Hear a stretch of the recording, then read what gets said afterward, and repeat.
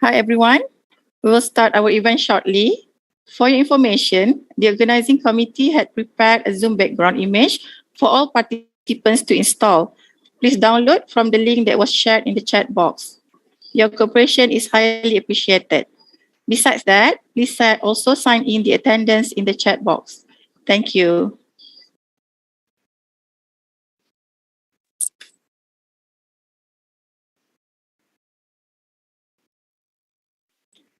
Assalamualaikum.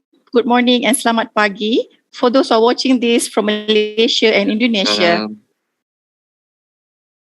the Honorable Associate Professor Dr. Saiful Kamaluddin Muzakir Lokman, Dean of Faculty of Industrial Sciences and Technology FIS UMP, Bapak Novianto Edi Suharno, Vice Dean, Research, Publications and Collaboration, Faculty of Vocational Studies, Universitas Airlangga, Associate Professor Dr. Ezrin Hani Sukadarin, Director of the Colloquium of Academic and Research Coar 2022.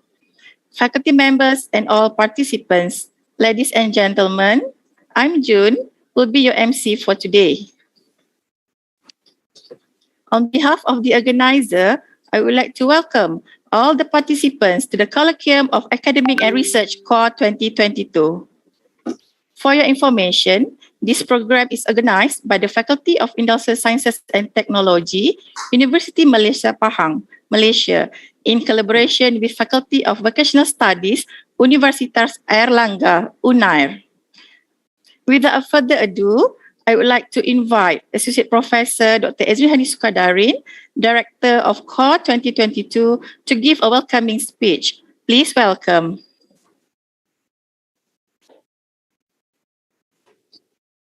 Assalamualaikum and good morning. The Honorable Associate Prof. T.S. Dr. Saiful Kamaluddin Muzakir Lokman, the Dean Faculty of Industrial Sciences and Technology UMP. Recording in progress. Bapak Novianto Edi Suharno, Vice Dean Research Field Publication and Collaboration, Universitas Airlangga UNAIR. Friends and delegates from Indonesia, faculty members and fellow friends. Good morning to all participants. It's a great honor and a pleasure to welcome all the participants to the Colloquium of Academic and Research Coar 2022. We are very fortunate to meet virtually today in this event, although how we wish to meet and greet face to face. Inshallah, in the near future, our wish to meet up physically can be granted. I am delighted to be here today in Coar 2022 with the theme of Knowledge and Wisdom in Occupational Safety and Health. Ladies and gentlemen, I will use the next few minutes to tell you something about the background of this colloquium and our motivation. Firstly, we want the Coar 2022 become a powerful platform to initiate collaboration between UMP and UNAIR and make it more visible to all staff and students at both institutions. We believe that Coar 2022 will provide an excellent opportunity to engage with participants from all viewpoints, acquire new ideas and trends, from new relationships and strengthen the current one. We like to discuss also and plan for the near future activities in a broader perspective, and we'd like to put this on the agenda of FIS, inshallah. Therefore, we have invited speakers from both University, UMP, and UNAIR to share their experiences in both academic and research. Ladies and gentlemen, I hope that all of you will take this opportunity to get information and valuable input from both institutions. Before coming to close of these remarks, I sincerely hope you will enjoy this morning event. Thank you very much. Thank you, Associate Professor Dr. Ezrin Hani, for the welcoming speech. Right now, we will show you UMP montage.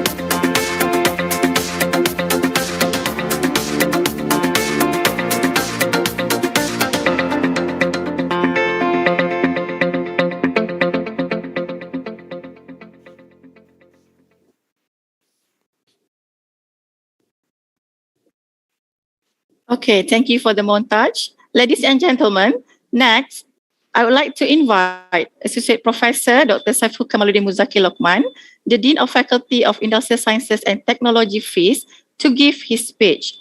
Please welcome him. Thank you, Ms. Jun. Bismillahirrahmanirrahim. Dr. Tika Widya Stuti, Vice Dean, Faculty of Vocational Studies, Universitas Airlangga. Bapak Novianto Edi Suharno, Vice Dean 3, Research Field, Publications and Collaboration, Faculty of Vocational Studies, Universitas Airlangga. Associate Professor Dr. Ezrin Hani binti Sukadarin, Director of Coar 2022, Faculty of Industrial Sciences and Technology, Universiti Malaysia Pahang. Faculty members, delegates from Universitas Airlangga, and fellow students. Assalamualaikum warahmatullahi wabarakatuh, and very good morning. First of all, let us thank the Almighty Allah who has given His grace and guidance so that the Colloquium of Academic and Research Coar 2022 with the theme of knowledge and wisdom in occupational safety and health can be held successfully. I would like to extend our warmest welcome to all of you, especially our respected guests and delegates from Universitas Airlangga to the Colloquium of Academic and Research Coar 2022. I believe that Coar 2022 may provide excellent opportunities to connect with attendees from different perspectives and views for transfer of knowledge and expertise and promote research activities with the ultimate aim of tackling occupational safety and health issues. It is hoped that all parties who may benefit from the colloquium can apply it in their respective areas. Ladies and gentlemen, I would like to take this opportunity to introduce our faculty briefly. Well, the Faculty of Industrial Sciences and Technology, or known as FIS UMP, to all delegates. FIS was established on the 1st May 2008 with the vision to be the center of reference of science and technology for industry. Our mission is very clear. We offer academic programs and activities, consultancy, and R&D in science and technology, emphasizing industrial elements as required by our stakeholders. FIS houses 4 accredited bachelor's programs, which are the Bachelor of Applied Science in Industrial Biotechnology with honors. Number 2, we have the Bachelor of Applied Science in Industrial Chemistry with honors. 3, the Bachelor of Applied Science in Material Technology with honors. And 4, Bachelor of Occupational Safety and Health with honors. Besides that, we also have 2 accredited diploma programs, which are the Diploma in Occupational Safety and Health and Diploma in Industrial Science. And furthermore, we have 1 accredited Master of Science in Occupational Safety and Health by coursework, with a total of 1,313 active undergraduate students and 159 active postgraduate students, respectively. These programs aim to produce holistic, entrepreneurial, and balanced graduates in line with the Malaysian Educational Blueprint 2015 to 2025. FIS is also active in implementing e-learning platforms, including global classrooms, to expose students to a new interactive way of communicating through an online platform with international entities. And one of them has led to today's program, which is the Coar 2022.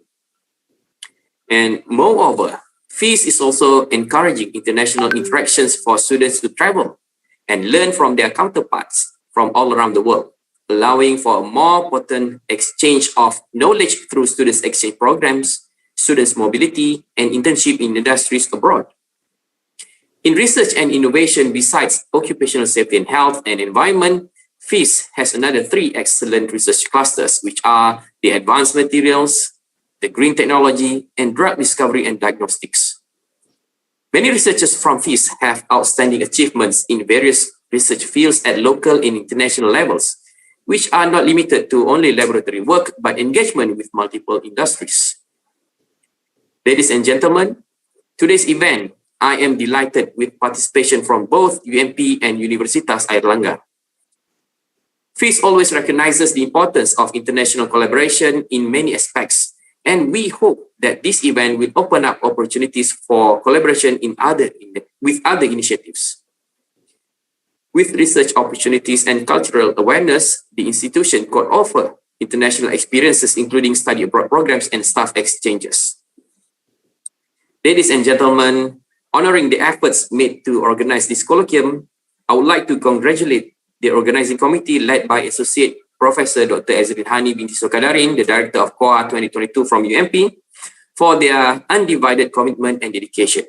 And finally, through this colloquium, let us extend the network and cooperation between UMP and Universitas Airlangga in exploring the new possibility of some future events.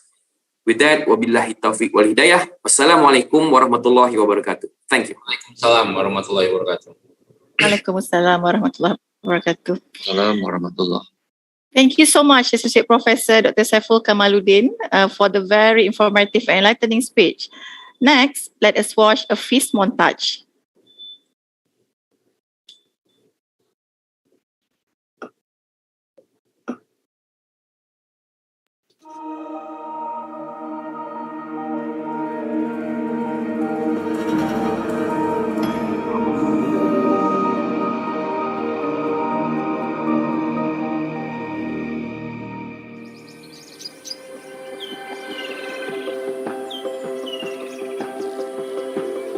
Established as a technical university in 2002, Universiti Malaysia Pahang UMP offers a variety of engineering and technology-based programs, including high-level technical and vocational education and training programs.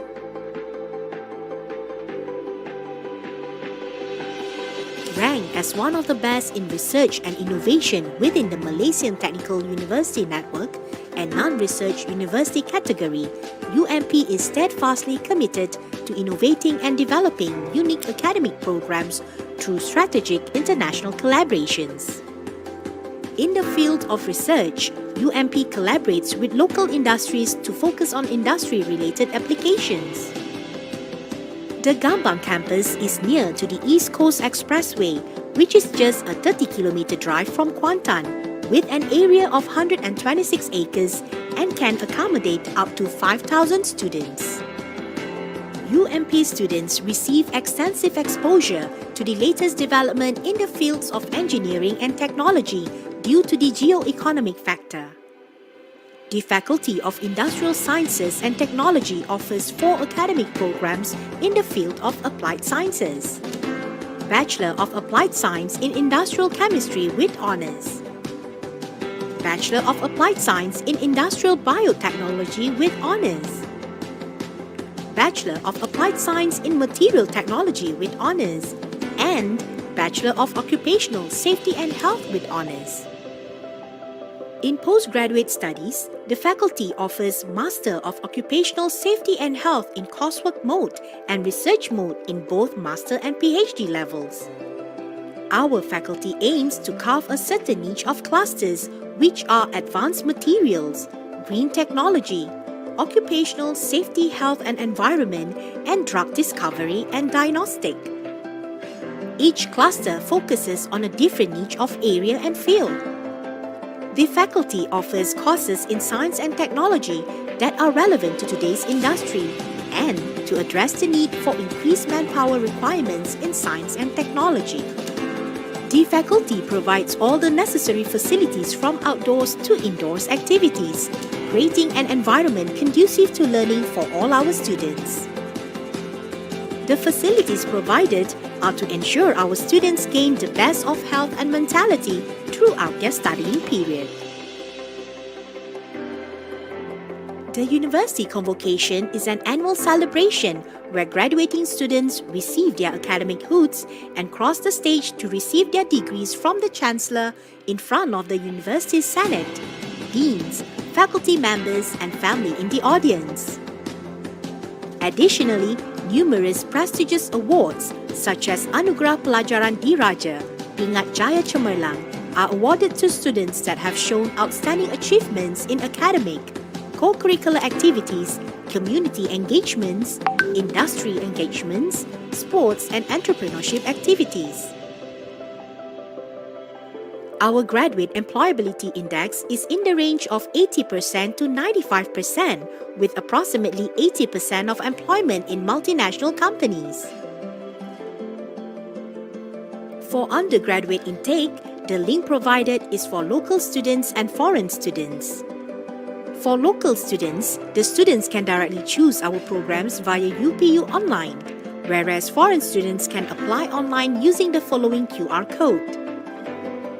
For international undergraduate students, the students can sign up at the following link or scan the QR code flashing on the screen. Fill in the registration and upload the related documents. Please visit our official portal, like our official Facebook, and follow our IG to get the latest info or scan the following QR code to know more. So what are you waiting for? Come join us today for a better tomorrow. Universiti Malaysia Pahang, Engineering, Technology, Creativity.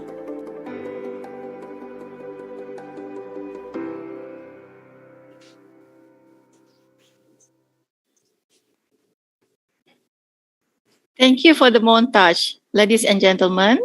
Now, I would like to invite Bapak Novianto Edi Suharno as Vice Dean, Research Field, Publications and Collaboration, Faculty of Vocational Studies, Universitas Airlangga, to give his speech. Please welcome. Thank you. Assalamualaikum warahmatullahi wabarakatuh. Waalaikumsalam warahmatullahi wabarakatuh. Good morning, respected Dean Faculty of Industrial Science and Technology, Universiti Malaysia Pahang, Associate Professor Dr. Saiful Kamaluddin, Vice Dean Faculty of Industrial Science and Technology, Universiti Malaysia Pahang, Dr. Azizan Ramli, and also all of the speaker of Colloquium of Academic Research 2022, and the colleagues and students from Universiti Malaysia Pahang and also from Airlangga University. First, we are sorry that our dean cannot attend this morning because there are an activity that can be left behind.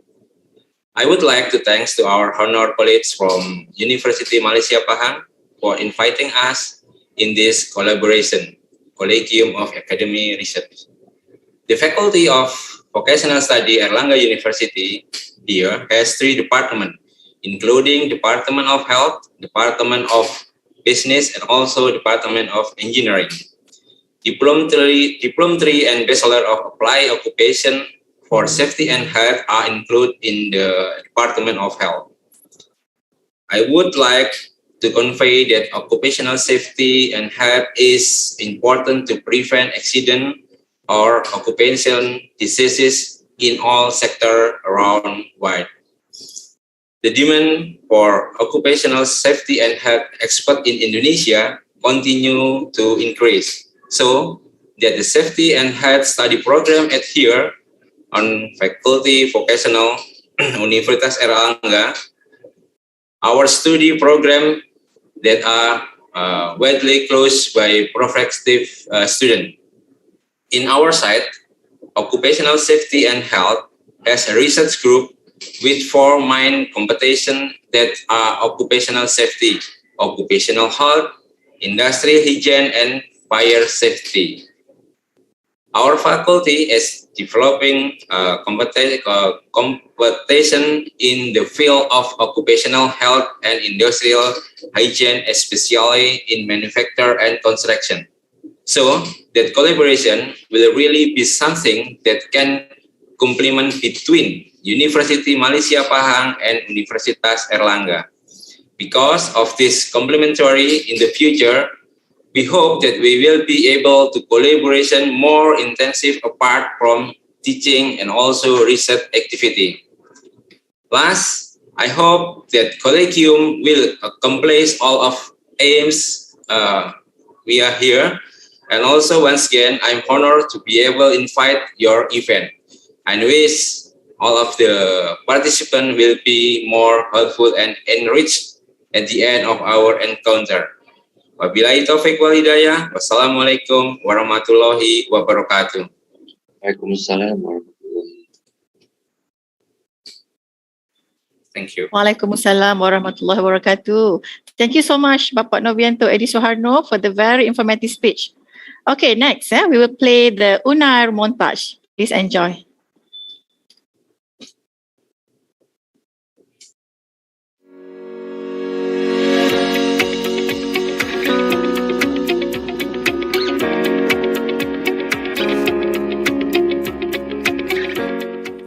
bersaing di tingkat global. Indonesia membutuhkan sumber daya manusia unggul yang tak hanya memiliki pengetahuan luas, tetapi juga keterampilan praktis yang layak. Selamat datang di Fakultas Vokasi Universitas Airlangga.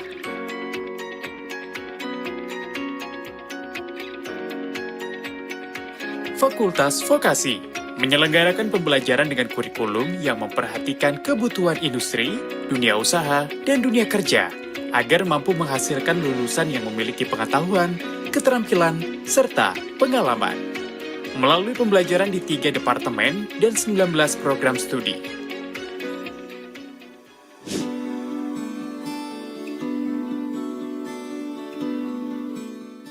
Departemen Kesehatan Fakultas Vokasi Universitas Airlangga.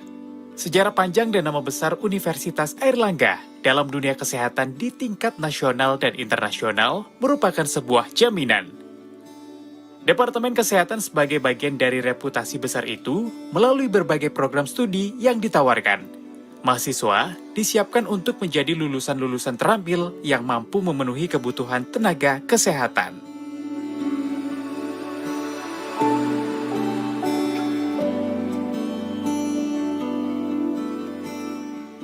Memang Departemen Kesehatan dikatakan menarik dan menantang saya rasa ya.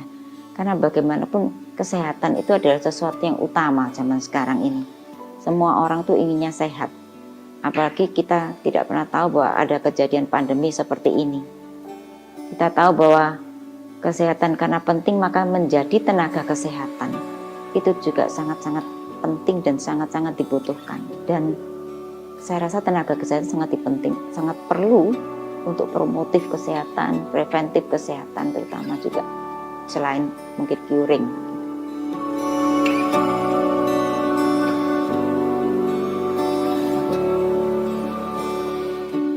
Kami semua tentunya staf pengajar ini ingin selalu meningkatkan kualifikasi begitu sehingga nantinya bisa memberikan sesuatu input yang baik dan semakin berkualitas bagi mahasiswa semuanya.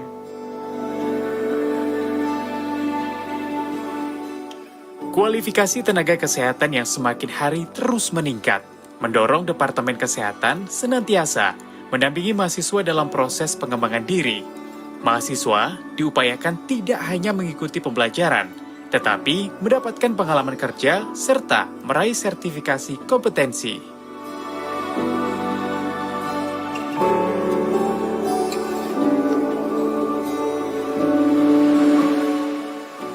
Nanti ditunjang dengan bahwa ada program-program terutama PKL, magang di mana mahasiswa berkesempatan untuk benar-benar merasakan bagaimana sih dunia kerja ini.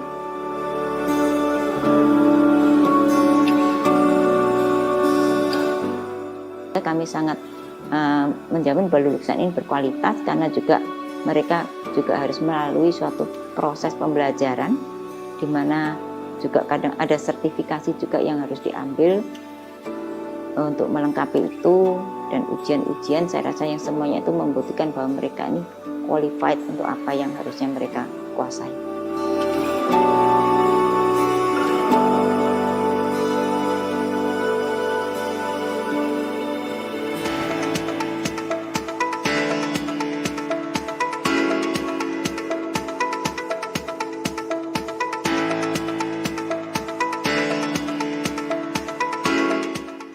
Departemen Bisnis Fakultas Vokasi Universitas Airlangga. Sebagai bidang kehidupan yang paling dinamis, bisnis dan ekonomi menawarkan peluang paling besar sekaligus persaingan paling kompetitif.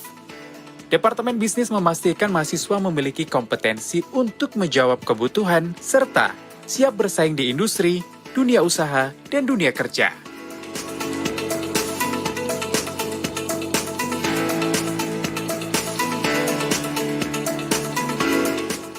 Departemen Bisnis Fakultas Vokasi itu membawai 3 prodi D4 dan ada 5 prodi yang memang saat ini masih statusnya adalah D3 dan semua program studi yang ada di Departemen Bisnis 7 prodi itu sudah terakreditasi A dan 1 prodi terakreditasi unggul yaitu untuk program studi bahasa Inggris.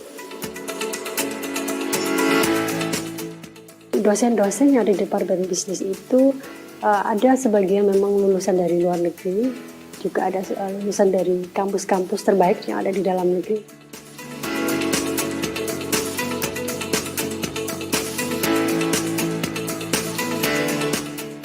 Semua itu ditujukan untuk meningkatkan kemampuan mahasiswa, membantu dalam mencapai berbagai prestasi, dan memberikan pengalaman untuk meningkatkan kemampuan berkompetisi dalam industri dan dunia kerja nantinya.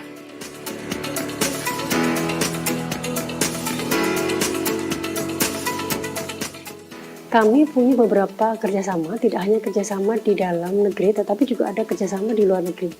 Nah, untuk kerjasama luar negeri, Departemen Bisnis ini sudah menjalin kerjasama dengan salah satu universitas di luar negeri, yaitu Universiti, mulai tahun 2018 dengan kurikulum yang sudah link match dan dengan IDUKA, kemudian juga dengan proses magang yang cukup lama ya, di dunia kerja maupun dunia industri. Harapannya adalah mahasiswa kami tadi itu siap untuk bekerja secara profesional, ya, kemudian juga siap bersaing baik di tingkat nasional maupun di tingkat global.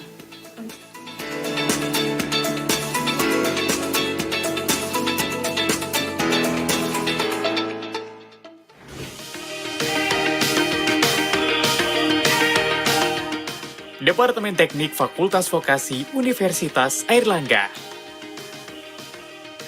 Departemen Teknik memiliki 3 program studi yang menawarkan pembelajaran yang intensif berbasis praktik untuk memenuhi kebutuhan tenaga pengelolaan teknologi berbasis sistem.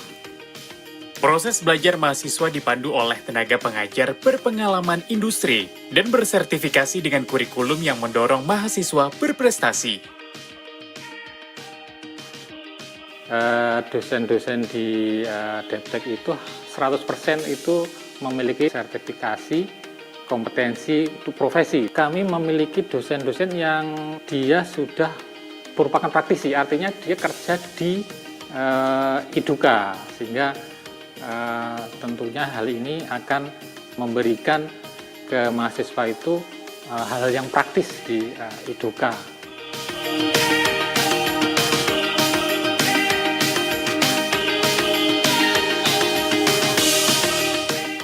Yang jelas kami sangat mendukung tentunya dengan program-program di Bima. Untuk yang berprestasi itu bahkan kita bisa mengkonversikan ke TA. Jadinya dia yang prestasinya bagus dan memang juara itu mereka tidak perlu menempuh atau menyelesaikan tugas akhir. Jadi dia langsung bisa dinyatakan lulus.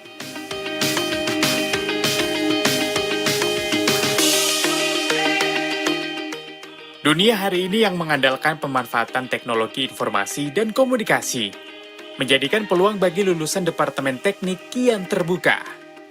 Terlebih, mahasiswa dibekali dengan pengalaman terjun langsung di industri dan dunia kerja, menerapkan pembelajaran selama di perkuliahan melalui program PKL dan magang. Jadi sebenarnya untuk D3S itu hampir semua bidang kita bisa masuki. OSI juga demikian, cuma kalau yang D3S itu fokusnya di web developer sama programmer ya. Tapi kalau yang D3 OSI itu ke elektronika dan kontrol. Ya, sebenarnya untuk perpustakaan itu sendiri bisa ke digital library atau instansi yang mempunyai perpustakaan.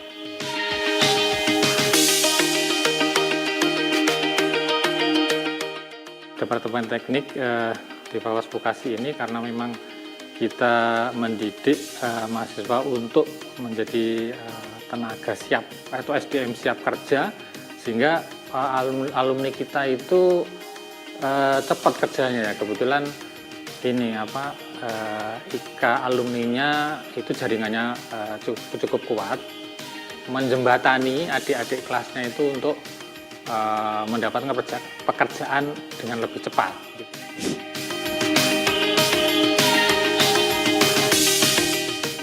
Ke depan, Fakultas Vokasi akan terus berupaya mengembangkan diri, dimulai dari penyesuaian terus-menerus kurikulum dengan kebutuhan industri, penguatan kapasitas tenaga pengajar, hingga peningkatan jalinan kerjasama. Semua langkah itu menjadi upaya mendukung pengembangan Universitas Airlangga sebagai World Class University.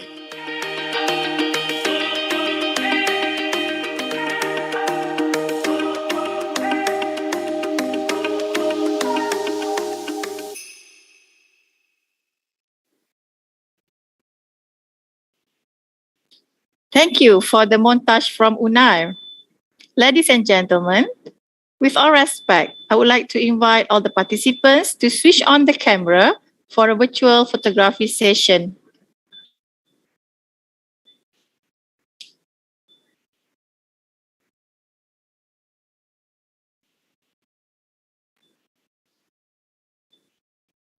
On a count of 3, please give the best smile.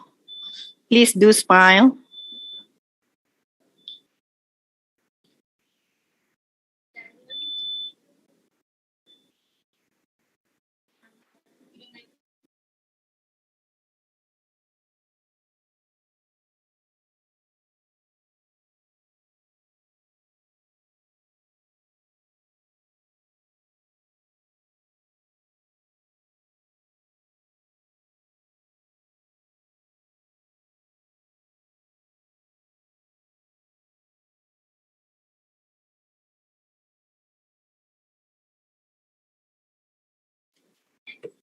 Okay, I will count 3.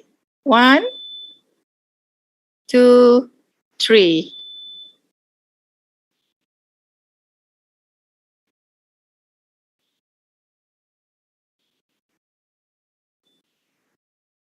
All right. Thank you so much for the cooperation.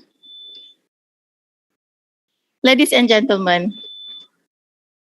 Occupational Safety and Health Program under the Faculty of Industrial Sciences and Technology FIS UMP has 3 research interest groups known as an RIG. The first RIG is Risk Emergency, Disaster and Crisis Management, or REDC. Second RIG, Occupational and Environmental Health, OCE. And lastly, Occupational Safety and Engineering Research Group, or known as OCERA. As for today, 4 presenters from UMP will be representing their research interest group, and 1 presenter will talk about academics. We will start our colloquium by having the session from the RIG.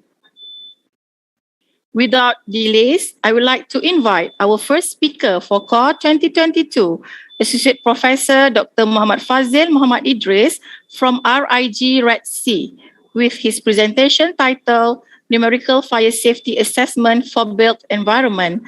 Please welcome.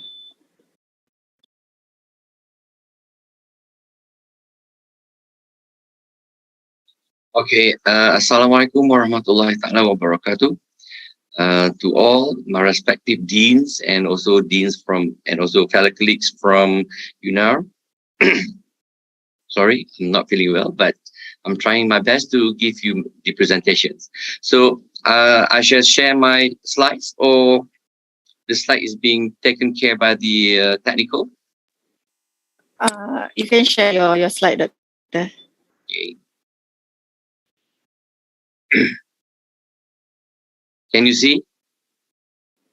Yes, I can see, but it's not in the slideshow yet.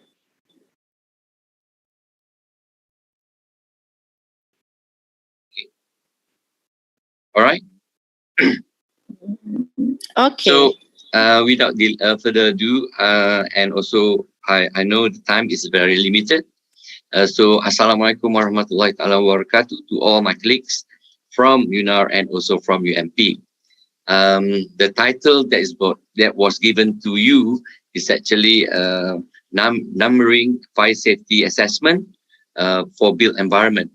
But however, I need to talk a bit about the introductions of one of the research interest group, yaitu REDC, Risk, Emergency, Disasters and Crisis.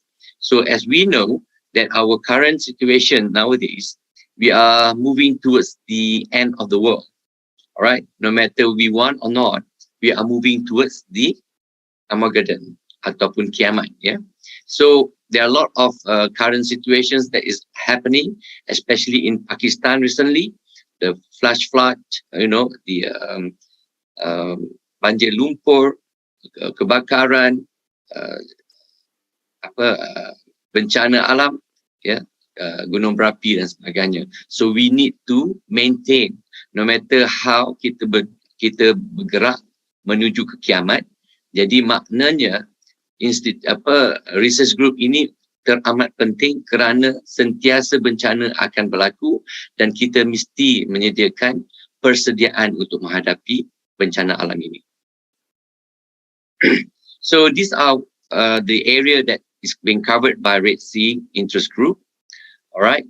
So we are talking about HIRAC, risk assessment, control and management, emergency, flash flood, chemical spillage, fire, explosion, systematic procedures and policy.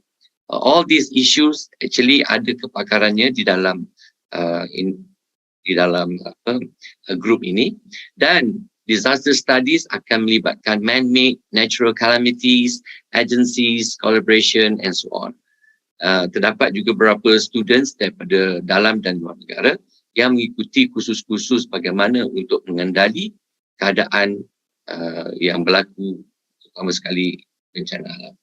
Dan krisis terutama sekali melibatkan business continuity, kesinambungan, health pandemic, workers welfare and human falls. So ini adalah bidang-bidang yang akan dipelajari ataupun yang meliputi dalam kajian-kajian di dalam grup ini. Seterusnya projek, of course, grup ini juga mengendalikan kerja-kerja yang melibatkan bachelor, masters and doctor of philosophy, melibatkan fokus kepada safety, health and welfare, melibatkan juga perkara-perkara bagaimana menentukan polisi, membuat penilaian, pengurusan, berkait juga dengan human factor dan juga natural disaster. So community service juga kita lakukan, di antaranya ialah OSH in school, sustainable development for Islamic schools, consultation, writing books and articles. So part of it is to be part of Coar in the collaborations of local and international. Okay, so this is the topic that we are talking about, assessing fire safety in building environment. Kita tahu building environment ini meliputi semua bidang, iaitu semua bangunan-bangunan yang kita dirikan untuk menjalankan aktiviti. So we have also towards the nation buildings, talk about fire cases. These are some of the contents I'll be talking about. Main fire safety philosophy, fire safety policy, bagaimana kita nak menentukan polisi-polisi keselamatan kebakaran terutamanya, sebab apa saja yang boleh terbakar akan melibatkan pengajian kebakaran. Setting priorities, menggunakan HIRAC dan juga some of the research area and way forward yang akan dibentangkan di sini. Okay, this is some of the performance of Bursa Malaysia sectoral indices, menunjukkan bahawa teknologi begitu berkembang, berbagai industri melibatkan bidang-bidang energy, healthcare, construction juga berkembang, dan ini melibatkan semua berkaitan dengan pembangunan bangsa negara. So top high paying industries in Malaysia melibatkan education di Malaysia, mining and quarrying, information communication and ICT, finance, insurance and takaful, banyak meliputi kerja-kerja ataupun pemahaman bagaimana kita nak memastikan kesinambungan sesuatu aktiviti itu dapat kelangsungan dengan bantuan ekonomi, public administration, defense and security, health and social work, professional, scientific and technical know-how, power and air conditioning system supply, and also real estate, iaitu melibatkan bangunan-bangunan, dan juga arts, entertainment and recreation. These are the 10 high-paying industries in Malaysia. So we know this coming up to all the calamities yang berlaku di dalam dunia sekarang ini, berlaku pada tahun ini, baru-baru ini banjir di Kuala Lumpur yang tidak pernah kami lalui. Kita juga banjir di Kuantan, gempa bumi, runtuhan limpahan gunung berapi dan sebagainya. Ini menunjukkan bahawa negara ataupun dunia ini perlu kita tangani kerana dunia telah pun semakin tua, ya. Itu kita tahu. Alright, so a lot of buildings being attacked, especially perkara ini bertambah kritis, iaitu 11 September, di mana all this building, sophisticated building can just be demolished within one single emergency or disasters. Yeah. So fire safety philosophy seterusnya ialah sebenarnya kita cuma bertugas dan bergerak untuk memastikan bahawa kehidupan kita, living environment kita, working environment kita adalah jauh daripada bencana ataupun the harm or and danger of fire, dan juga apa saja yang berkait dengannya, iaitu asap yang tidak boleh membenarkan kita bernafas dengan mudah, api, heat, ya, itu semua boleh memusnahkan. Jadi dalam banyak-banyak filosofi ini pastinya kita bertumpu kepada human life. I believe that human life has a very high price, sometimes it's priceless. Bukan tidak ada harga, tetapi nilainya telah menyebabkan berlakunya pembentukan undang-undang, penulisan dan keperluan berbagai-bagai agensi diwujudkan bagi menangani dan memastikan bahawa nyawa manusia itu terselamat. Seterusnya, property protection, continuity mission, ya, iaitu business continuity, sustainable environment. Ini juga agenda-agenda yang sedang diperkatakan, iaitu sustainable development for government and also groups. Public anxiety, kebanyakan isu-isu ini diwujudkan kerana manusia mempunyai ketidakpastian apa yang berlaku. Untuk memastikan mereka itu confidence, selamat, terjamin, ya, maka ia juga menjadi punca utama. Dan objektif yang seterusnya, of course, kita perlu menangani isu-isu yang berkaitan dengan ekonomi. So everyone needs a building structure for shelter and other activities. So kita boleh lihat tadi montaj daripada UMP dan juga UNAIR menunjukkan bahawa pelbagai ruang-ruang bangunan disediakan untuk aktiviti pelajar.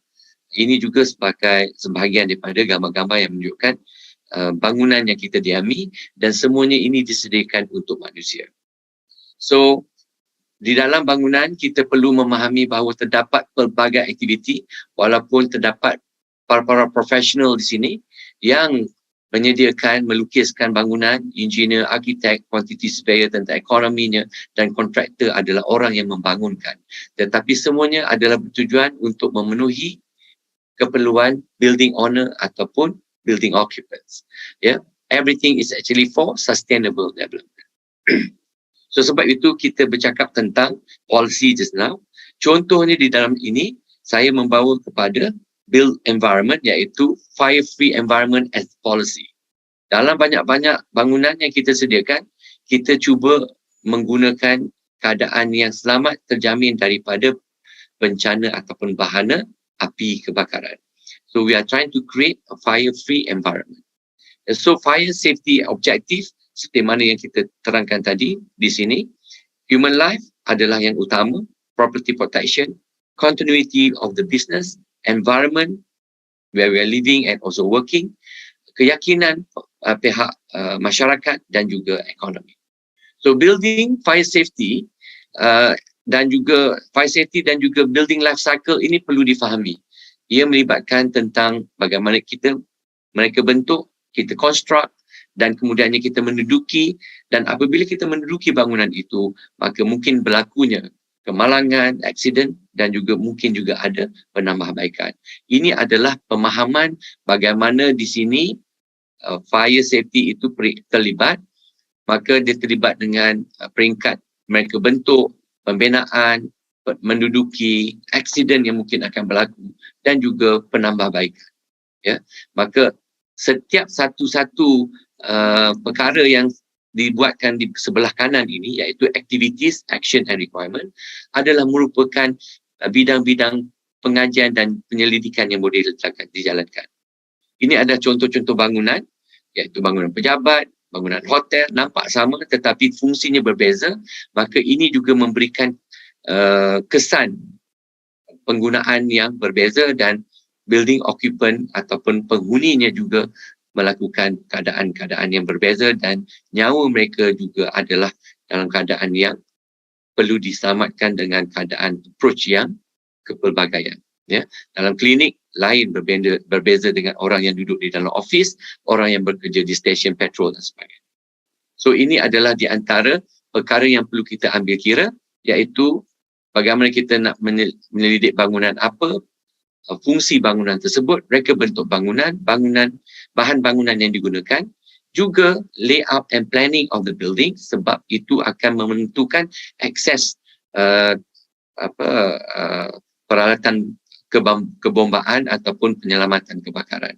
Layout, planning, management, construction, commission, maintenance, and also yang penting sekali di dalam isu ini ialah memenuhi keperluan undang-undang yang telah ditentukan oleh pihak kerajaan ataupun kerajaan tempatan. So, dari dalam kajian ini, kita perlu membuat banyak keputusan, ya. Try to make decision. So, it's not easy kalau kita bekerja dalam tempoh yang singkat. Tetapi setelah kita mempunyai pengalaman yang lama, maka mungkin keputusan itu lebih mudah untuk kita capai. Sebab itu, membuat keputusan itu memerlukan satu teknik ataupun bantuan, ya, bagaimana kita nak mencapai tahap yang satisfactory, good value for money, continuations of mission, priority for the further development. So proses making decision ini memerlukan tempoh masa yang lama, tetapi bagi graduan ataupun mahasiswa yang baru bergraduat di dalam bidang-bidang terlibat dalam OSH ini, mereka perlu mendapatkan banyak perkara, iaitu pengalaman, kena buat questionnaire, eksperimen, jadi melibatkan pihak-pihak profesional untuk membuat keputusan. Jadi untuk membuat keputusan ini adalah suatu yang kritikal, tapi boleh dibantu oleh satu sistem. Saya memperkenalkan sistem iaitu Delphi, iaitu sesuatu yang ambiguous, sesuatu yang belum pasti. Sebab fire ni kita tidak boleh membakar satu bangunan, membakar bangunan yang baru dibina, tiba-tiba kita bakar, maka hancurlah bangunan tersebut, ya. So, Delphi teknik sini adalah konsensus, iaitu pandangan oleh satu grup yang kita bentukkan. Dalam hal ini, untuk kita fokus sesuatu apa yang akan berlaku di masa akan datang, maka kita perlukan satu tim untuk memberikan bantuan dan juga cara bagaimana untuk membuat keputusan. Jadi ini adalah tujuan dia, iaitu bagi control feedback dan juga menyediakan statistik. Dan approach Delphi ini berkaitan dengan teknik yang baru juga yang dipanggil Amatel. Jadi di sini approach dia ialah menyediakan member, mempunyai mesyuarat demi mesyuarat. Kalau kita nak buat polisi, banyak kita akan melibat ini. Menyediakan surat, ada topik-topik untuk buat questionnaire, soal selidik dan juga insentif. Dan ini adalah perkara yang kita akan cuba selesaikan, iaitu fire-free environment dalam educational environment, terutama sekali universiti ataupun institusi pengajian. Okey. Dalam membuat keputusan, maka kita cuba mengurangkan loss impact terhadap individu, community, district, national and international level. Juga menentukan prioritinya dan juga bagaimana kita nak menyediakan scaling number supaya setengah-setengah penilaian boleh meletakkan star rating, ya. 5 bintang, hotel 5 bintang, ataupun premis 4 bintang, itu bergantung kepada bagaimana mereka memenuhi sesuatu program ataupun keperluan keselamatan bagi bangunan yang dikaji.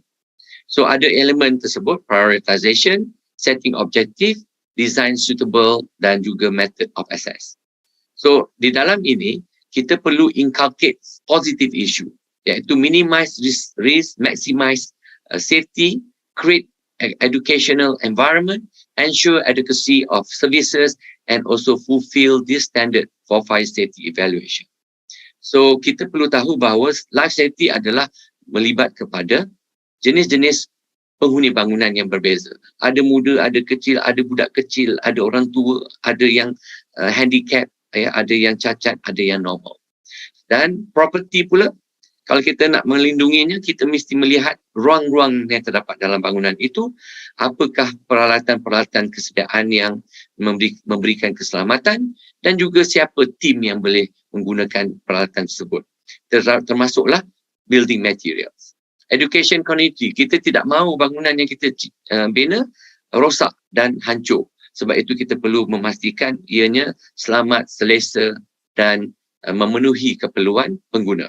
Ya, dari segi pencahayaannya, pengudaraannya, bilangan orang yang menduduki satu ruang dan sebagainya.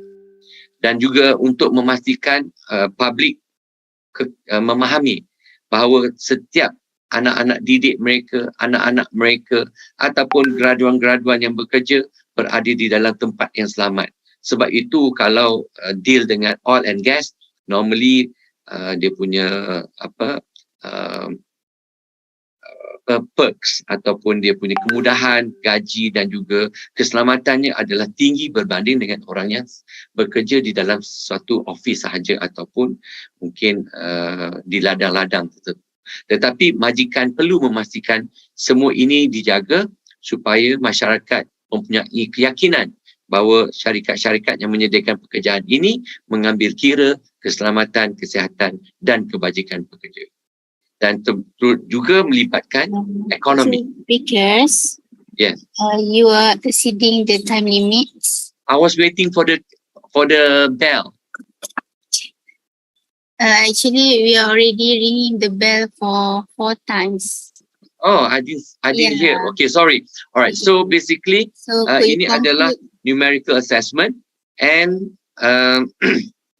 Delphi ini membantu kita untuk mengenali polisi, objektif, komponen dan juga bagaimana kita menyelesaikan perkara ini. Ini adalah soalan-soalan selidik yang kita buat, maka kita akan dapat percentage dan percentage ini digunakan untuk mengukur setiap ruang dalam satu bangunan. Dan setiap ruang bangunan ini dapat kita gunakan secara matrix multiplication yang saya tunjukkan di sini, iaitu matematik sedikit, dan ini akan memberikan pulangan ataupun jawapan kepada numerical standard points. Ya. Point ini adalah pemberat kepada komponen-komponen safety yang ada di sini untuk diukur dan dinilai bagi sesuatu ruang. I think the technical parts, please, ringing is not heard by me. Sorry, I have to mention that. Okay, this is how the points given. Norm value, dan ini adalah contoh bagaimana suatu area sport hall itu dilakukan dan kita dapat nilai-nilai di sini. Ya. Dan nilai-nilai ini akan menentukan bahawa sesuatu ruang itu berada dalam keadaan yang selamat ataupun tidak. Dan inilah cara bagaimana ranking, star ranking boleh digunakan. 1 bintang, 2 bintang, 5 bintang dan tindakan-tindakan bagi pihak yang membuat penilaian dan juga pemilik bangunan dapat menentukan keadaan keselamatan bangunan mereka yang mereka miliki dan mereka duduki. So itulah conclusion bagaimana numerical assessment ini dapat dilakukan di dalam kajian keselamatan kebakaran. Dan ini adalah komponen-komponen yang boleh dikaji mengikut kepada bidang kajian keselamatan kebakaran ataupun fire safety. Dan ia juga melibatkan juga perkara-perkara yang pre-fire, during fire dan juga post-fire. Dengan itu saya sudahi ucapan terima kasih and thank you very much for the listening.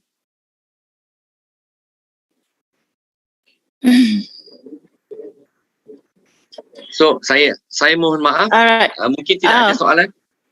Okay. Thank you so much, Associate Professor Dr. Muhammad Idris for the very interesting sharing on the overview about Red Seas research. Waktu amat mencemburi. Thank you so much, Doctor.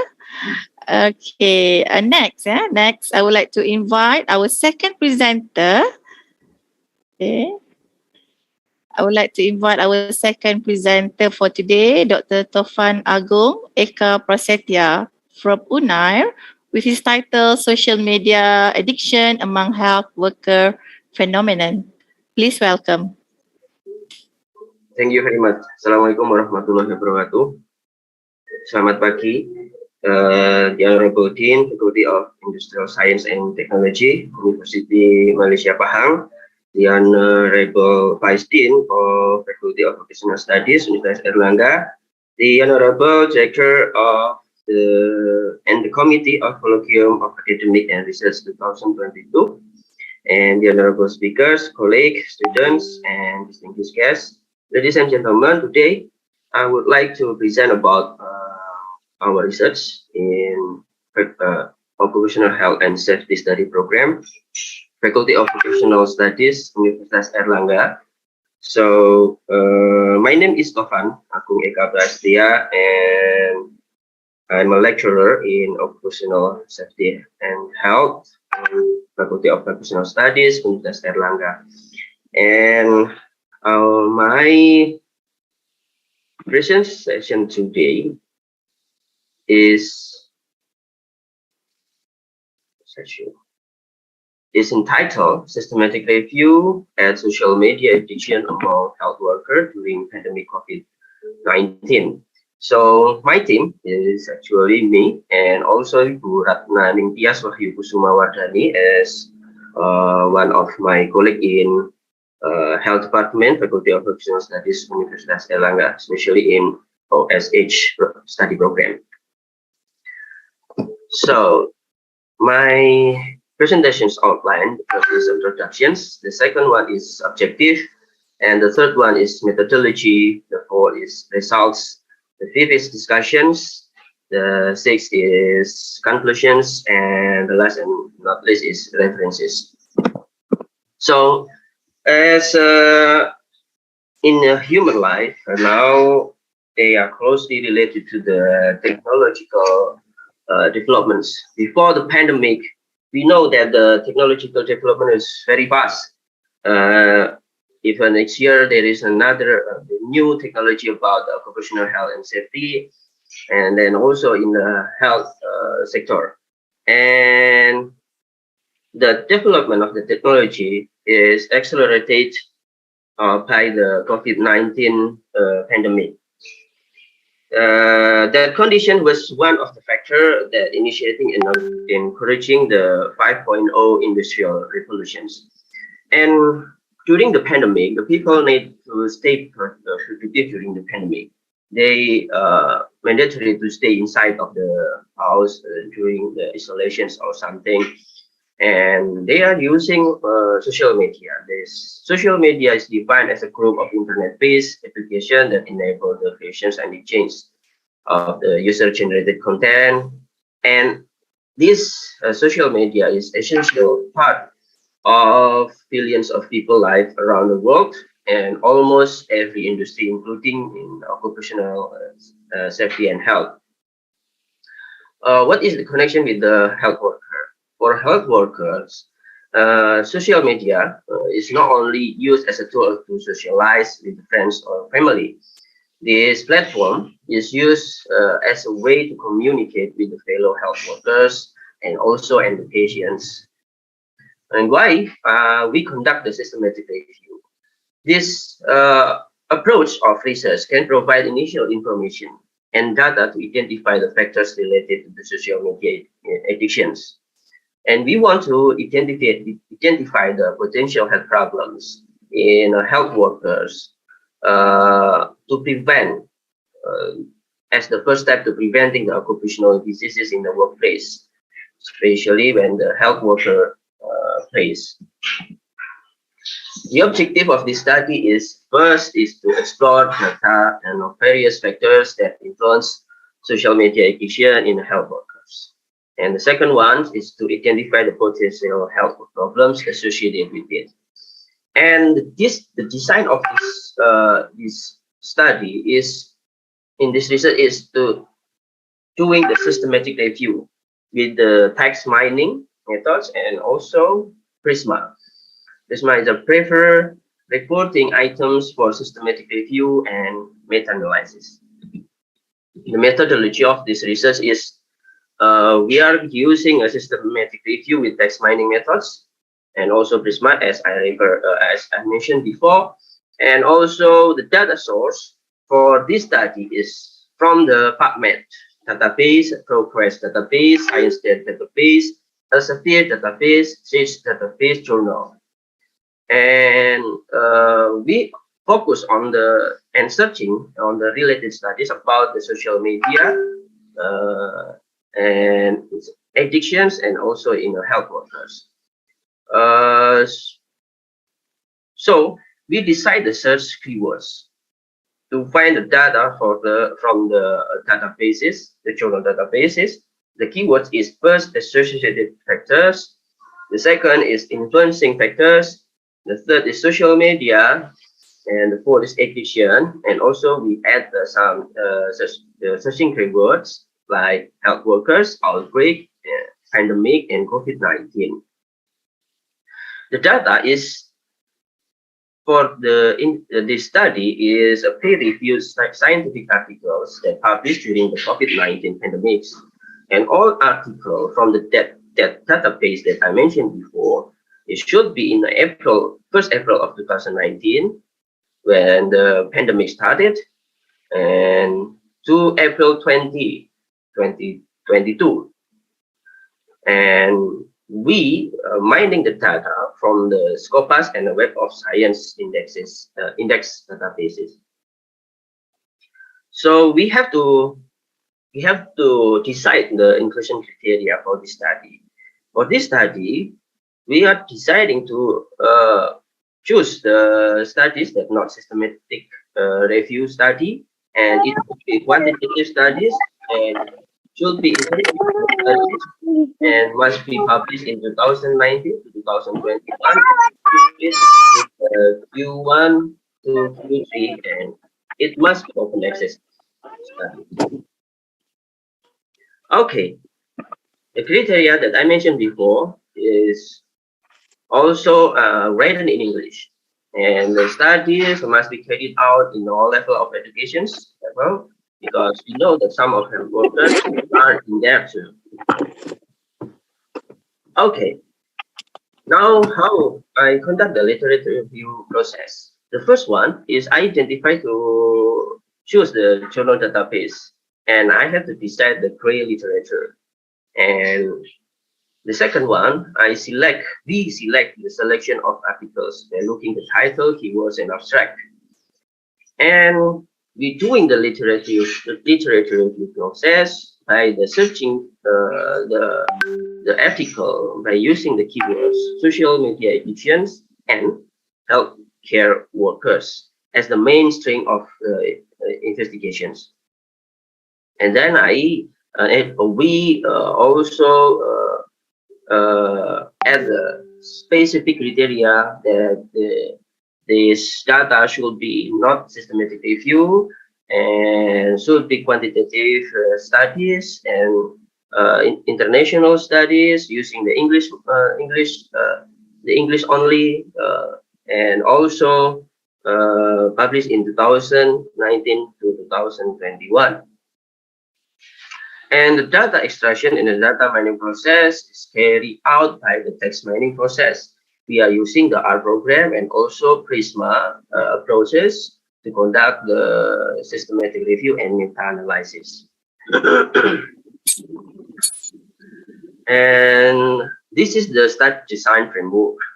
So from the database is from the Scopus and also the Web of Science, and we deciding the keyword social media addiction, healthcare worker, and COVID-19.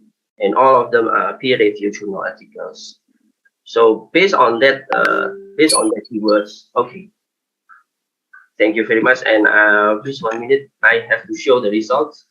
So this is the result, the conceptual mapping. So from that study, we know that there are some keywords that from the COVID-19 pandemic, the keywords that appear in the journal or the manuscript in that database is is like internet addiction, social media, COVID-19, and also we have some mental health issues. From this dendrogram, the topic dendrogram, this dendrogram showed that the social media addictions also mention about the periodicals and also fatigue implications. And this dendrogram, we can find the factors that influence the social media addictions, which is time spent in here. We know that the time spent is related to the social media addiction. Okay, I think that's all for my presentations. Thank you very much. Questions are welcome.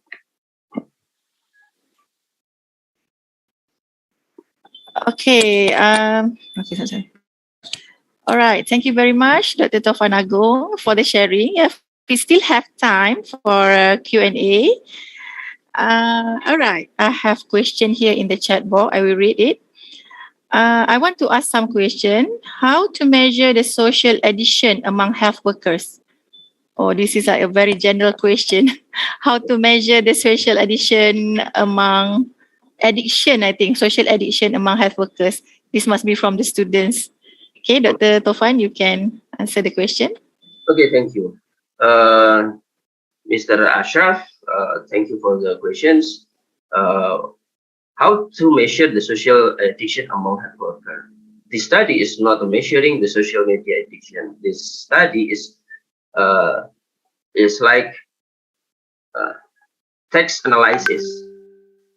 We are mining the data from the previous studies that already published in the high quality journal. So based on that information from the high quality journal, we can know what kind of factors related to the social media addictions. The one factors that appear based on the cluster dendrogram and text analysis, which is time span. The time span is related to the social media addictions. So the studies is not direct measurements of the social media addictions. This is a systematic review studies. My suggestions for the students is we can use these approaches to make a systematic review and using the program for analysis text by the program. We are using R to analyze the data from the manuscript from the high quality and impact journal. Okay, I think that's my answer. Okay, thank you, Dr. Taufan. I hope that's answer for the question that been asked. Okay, I think we can move to the next speaker. Right. Assalamualaikum warahmatullahi wabarakatuh. Can you hear me? Okay, I will introduce yourself first, Doctor. All right, next.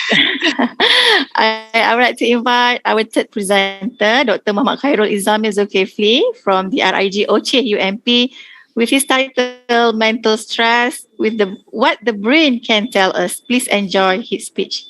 Thank you. Okay.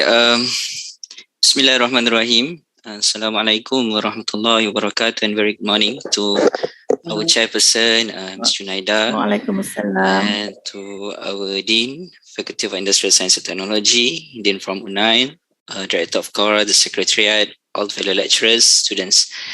Okay, my name is Dr. Muhammad Khairul Izamil bin Zulkifli from the OCE group. So OCE stands for Occupational and Environmental Health Research Group. So basically our research group focuses at occupational health and also environmental health issues, research works. But today I would like to focus on one of the research work that we are currently doing regarding about the mental stress. And just now, as Dr. Taufan Agong has highlighted, and what of the issues related to the addiction is mental health issues, mental stress as well. So I think it's a good thing to continue, okay, and an insights explanation about what the mental stress is all about. Okay, so the title will be the mental stress, what the brain can tell us. Okay, So why does mental stress matters? Okay, as we all know that in the recent years, even prior to the coronavirus COVID-19 pandemic, the rate of self-reported work-related stress, depression, and anxiety had shown signs of increasing. Since COVID-19 pandemic in 2020 starts, the rate was higher in comparison to previous years.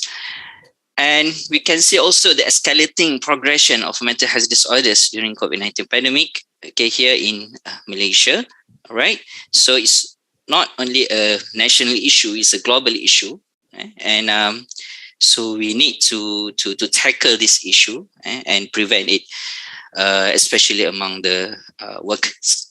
Okay, the next question is, how does actually stress happen? Stress is actually what is kind of emotional state, and in our brain, when we become some kind of emotion, the brain region that is activated is what we call as the amygdala here. And when this brain region is activated, usually it will activate another area. Here we call it as a hypothalamus. Hypothalamus is the region where it is like a key region where it secretes several key or essential hormones, and one of the and stress hormones also secreted when we are having stress, and these stress hormones are called as cortisol and also norepinephrine. Cortisol and norepinephrine will cause an effect to our whole body system, okay, to be in a state of a sympathetic nervous system. Sympathetic nervous system will be activated when we are in a condition of fight, fright, or flight.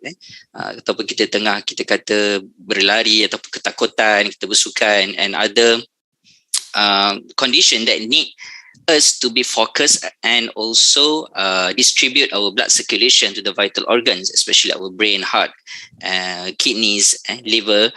Okay, so what they do, this hormone, cortisol and also norepinephrine, will activate sympathetic nervous system. Sympathetic nervous system will cause stress response system. Okay, so we can see here the dilatation of bronchioles, for examples. Liver converts glycogen to glucose, so more glucose inside our blood. Decreased digestive system activity, blood pressure increases, and also tachycardia, or we call it as an increased heart rate.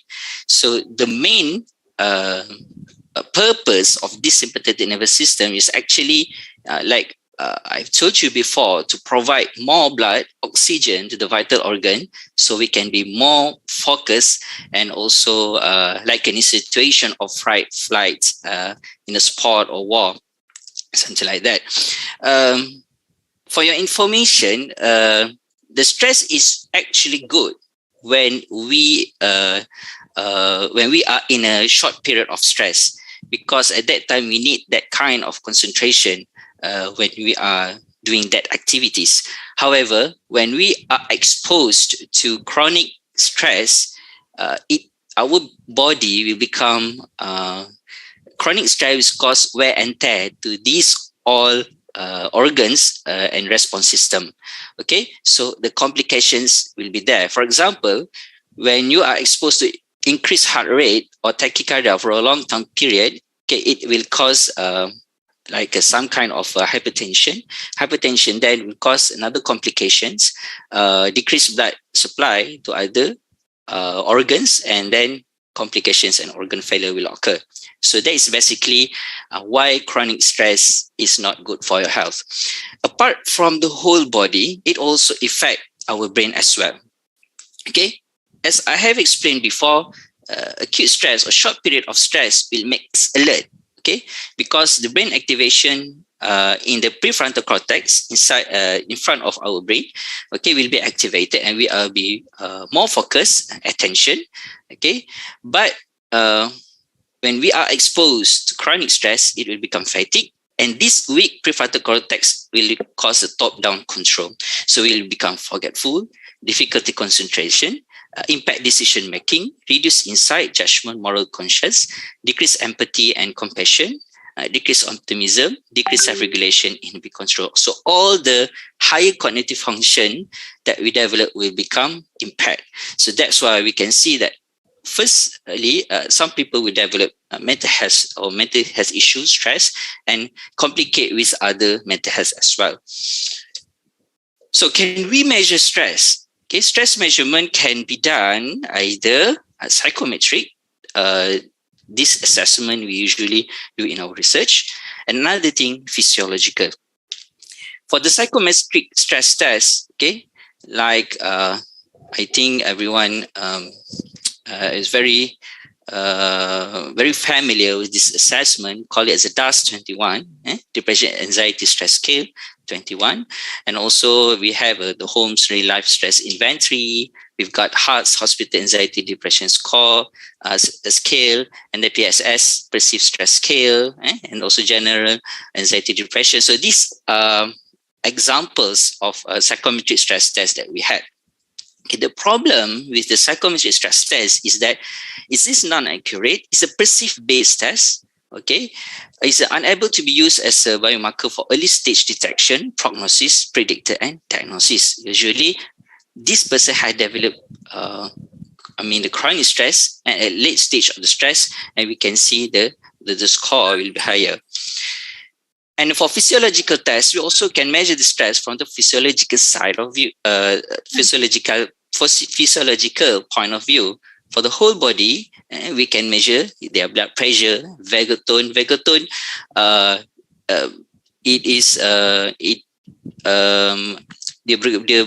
what we call it is related to the parasympathetic nervous system, the counteract to the sympathetic nervous system. So we want to see either the vagal tone from the vagus nerve activation, the level is there, and the cortisol level and amylase level. The problem is this whole body physiological test. It will cause a secondary effect. Not a secondary. Recording in progress. What we are measuring is in a secondary effect or in a complication stage. It's not in an early stage of the stress. Okay, so it is better for us to measure the brain. Okay, in early stage. Yeah. You have left 2 minutes now. Okay, never mind. All right. So when we measure the brain, okay, so it will be in a primary effect and early changes. So we can detect the stress at early stage of the stress, and prevention can be made. So how do we measure brain activity and anatomical changes? Okay, one of the techniques that we use is using brain scanning, MRI, magnetic resonance imaging, where we can measure the structural brain network. It's a diffusion tensor imaging technique. Another one to assess the functional brain network using the fMRI, MEG, and EEG. Okay, so this is an example how DTI is performed. And these are examples of studies that have been done to see the difference between non-stressed people and stressed people from the point of brain point of view, where we can see the difference in changes in the non-stressed stressed people. And also when they do correlation tests with the cortisol, they have found strong correlation between the brain activation and the cortisol increase. This is another, we can see the findings from the DTI study that have been done in stressed people. So the conclusion, can this come the future biomarker of mental stress? Neuroimaging technology has been widely used for studies of different kinds of brain-related diseases. So the data extracted from this processing technique has been found to be valuable for early detection for many brain-related disorders such as stroke, PTSD, Alzheimer's, and etc. So reliable biomarker for mental stress is needed for early detection, so early management can be initiated and mental stress among workers can be prevented. Thus, more brain studies regarding mental health issues by using this technique are needed to study its potential to be a novel biomarker, early detection for mental stress in future, and prevention. So early detection, early prevention can be made for mental health issues. That's all from me. Thank you very much.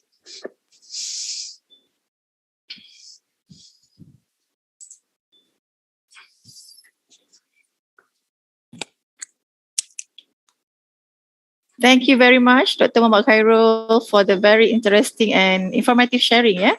So we still have time for Q&A. Maybe I can entertain one question. Okay, here is one question from Umi Norisha. I have a question. So, how severe the brain damage due to the stress? Maybe Dr. Khairul can answer the question. As I have explained before, kita kena bezakan lah, saya cakap dia jawab dalam sebenarnya lah supaya dia faham. So we have to differentiate between the short period of stress or chronic stress. Long exposure to chronic stress can cause effect on our whole body and also to our brain as well. So the severity of the brain, it looks at what we are currently facing right now is the complication or the late stage or the brain changes develop from the stress. So itu yang kita akan nampak. Tetapi apa yang kita nak adalah untuk kita early detection of the brain changes. So nak melihat kepada severity itu, inilah yang kita lakukan sekarang ni untuk melihat melalui imbasan MRI brain tersebut. So daripada imbasan tu kita boleh tackle sama ada changes tu berlaku seteruk yang mana, severity dia. Okay, so to answer that question, tapi benda tu kita masih lagi dalam kajian. Bukanlah kata MRI itu the exact measure that we can do, but more studies are needed. Banyak kajian lagi perlu dilakukan untuk menjadikan detail MRI itu sebagai salah satu teknik kita boleh lakukan untuk melihat kepada severity itu. Severity itu bergantung kepada tahap stres yang diekspos lah oleh pesakit ataupun orang tersebut. Okay. Okay, thank you, Dr. Khairul. Alright.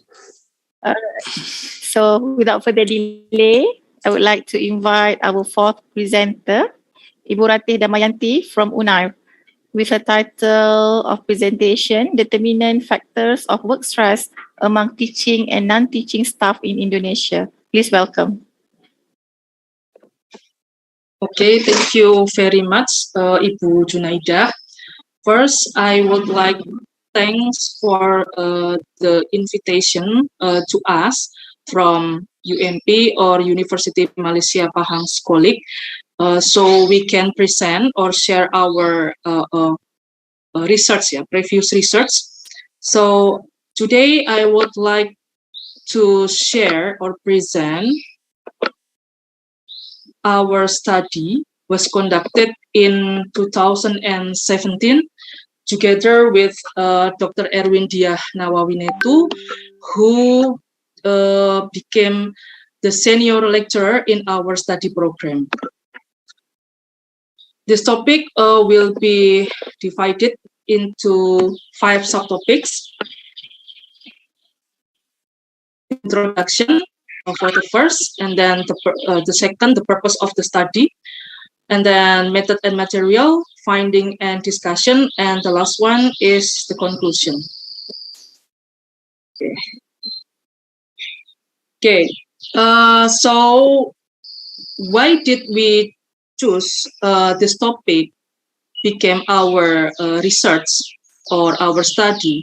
Because of the fast development, tight competition, quality improvement, make lecturers and education personnel must ultimately strive to meet the performance targets of faculty or existing work units. So lecturers and also education personnel can experience work stress. However, everybody or everyone who work in the work environment can experience work stress. Moreover, they have the high workload and high responsibility as a lecturer and educational personnel. Next, so what is the purpose of the study? So we aim to analyze the predictors from intrinsic factors and extrinsic factors toward work stress among teaching and non-teaching staff in university in Indonesia. Before I move it to the next slide, I would like to share what is the intrinsic factors and extrinsic factor. We define that intrinsic factor are factors that come from the internal worker, such as age, and then gender, marital status, educational background or educational level, work motivation, and the last one is subjective work fatigue. What about the extrinsic factor? Extrinsic factor we define as the factor come from the outside the worker, such as work environment and the organizational stressor. For the method and material, the study was analytic research with cross-sectional design that was conducted in 2017, and we using multiple regression tests for analyze the predictor from intrinsic factor and extrinsic factor. And the population of this study, of course, the teaching staff and non-teaching staff in one of the faculty in Indonesia was about 167 people. And we also calculated the respondent, and we got 81 respondent by simple random sampling formula. In this study, we divide into 3 steps or 3 stages. For the first step, we got the individual age,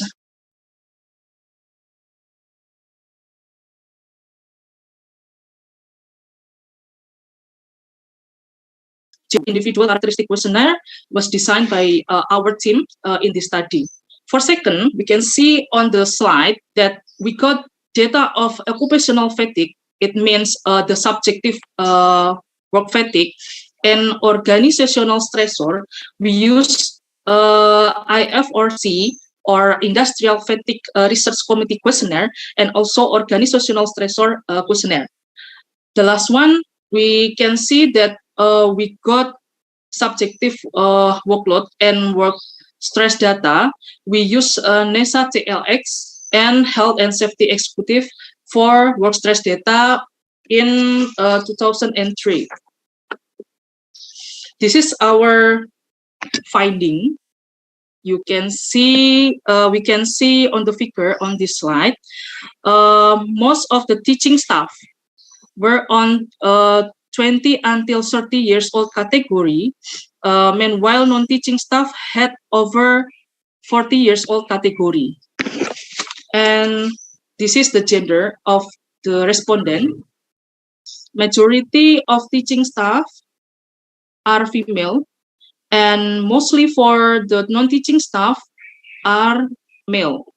And we can see also in the educational level or educational background, teaching staff had a master degree level on their educational level. Meanwhile, non-teaching staff had a bachelor degree on their educational level. For marital status, both of them, teaching staff and also non-teaching staff, are married. For the next finding, we found that both of them, teaching staff and also non-teaching staff group, had the strong level on work motivation.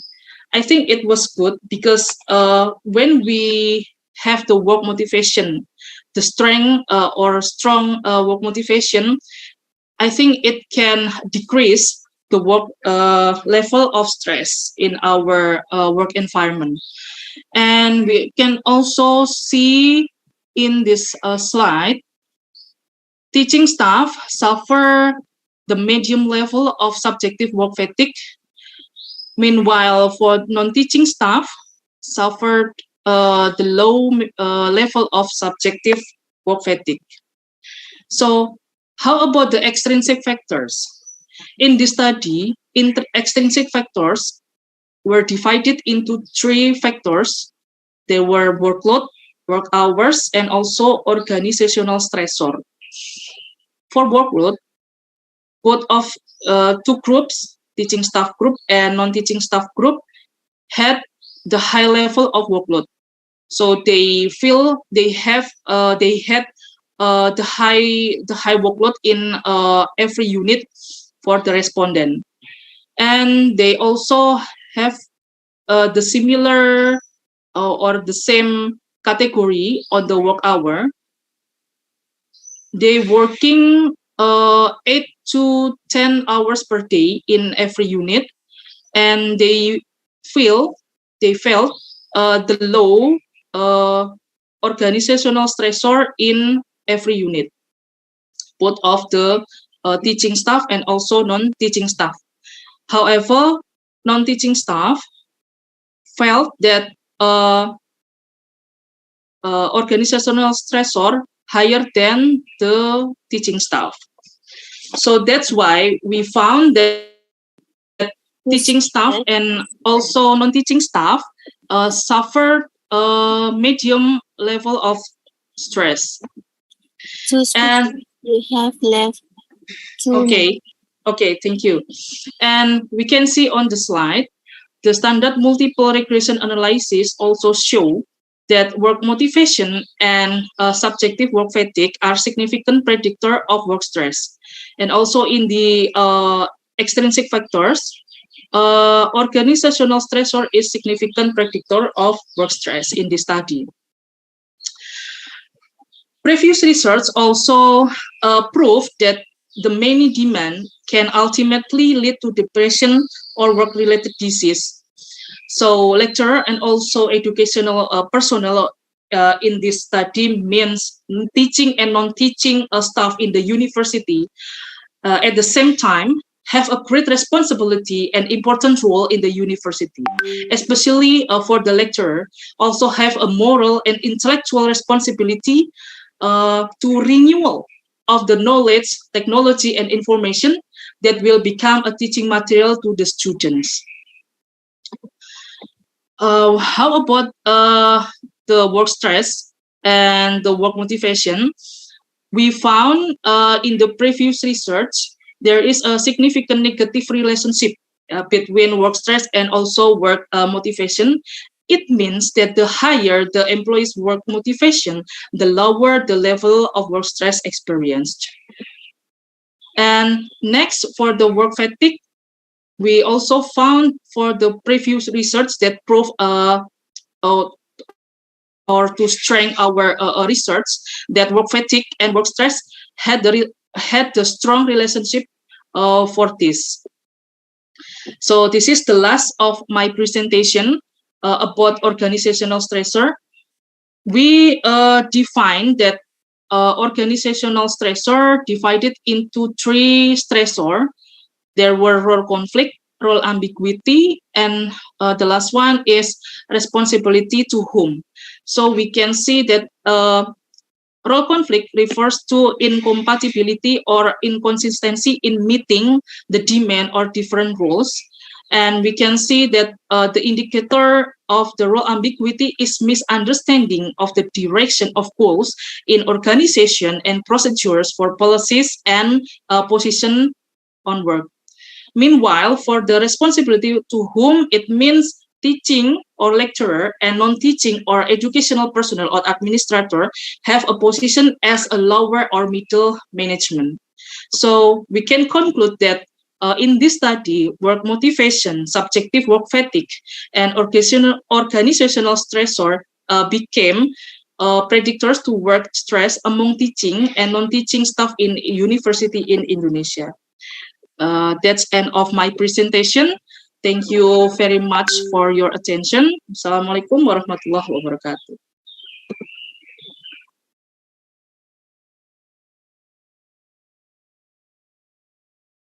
Waalaikumsalam warahmatullahi wabarakatuh.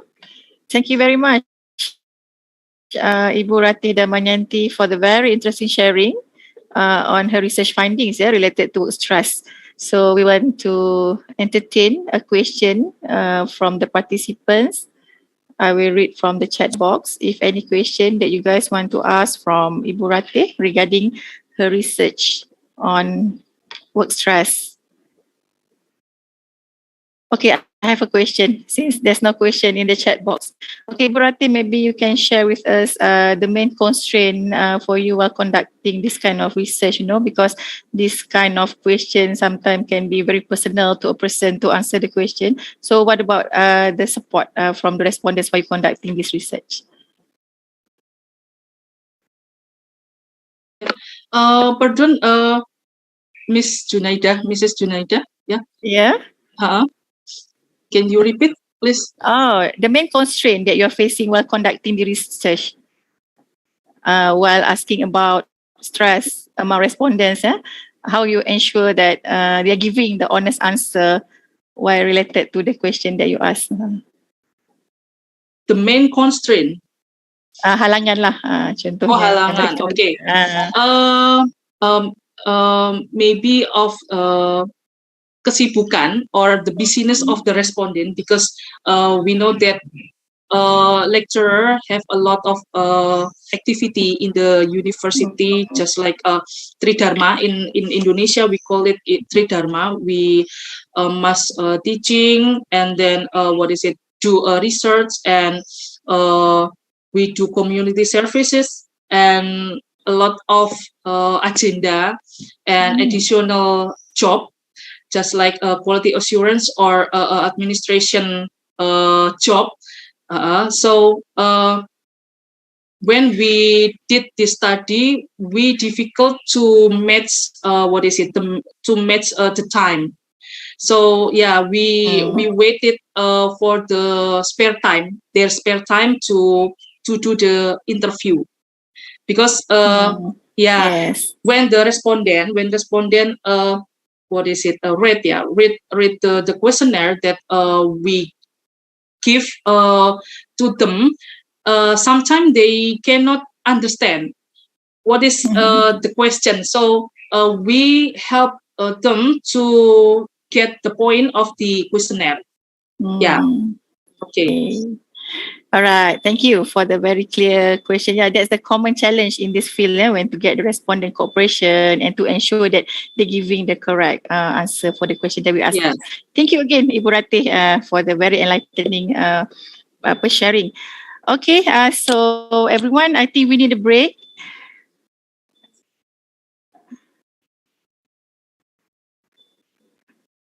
Okay. I think that was one question.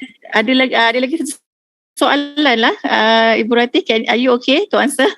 Yes. I have a question. After you have determined the work stress among teachers and non-teaching staff in Indonesia, did you conduct the intervention? Yeah, they asked about the after step on the intervensinya. Bagaimana?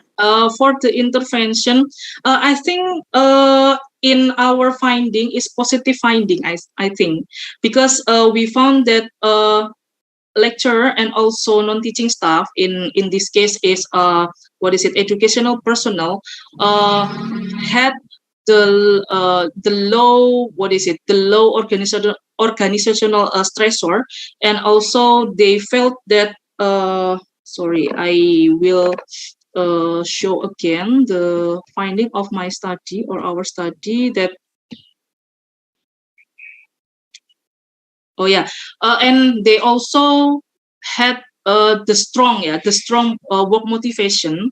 So when they have high workload, even they have a high workload, they still have the motivation to work. So for the intervention, maybe we can I can share you that every year in our university make agenda for refreshing for both of lecturer and also the educational personnel. I hope I can answer your question, Miss Nur Akila. Thank you. All right. Thank you. Thank you for the answer. Okay. So we'll be having a short break. So everyone can take a coffee or go for refresh. So we'll be meeting again after 5 minutes break. Yeah. Thank you.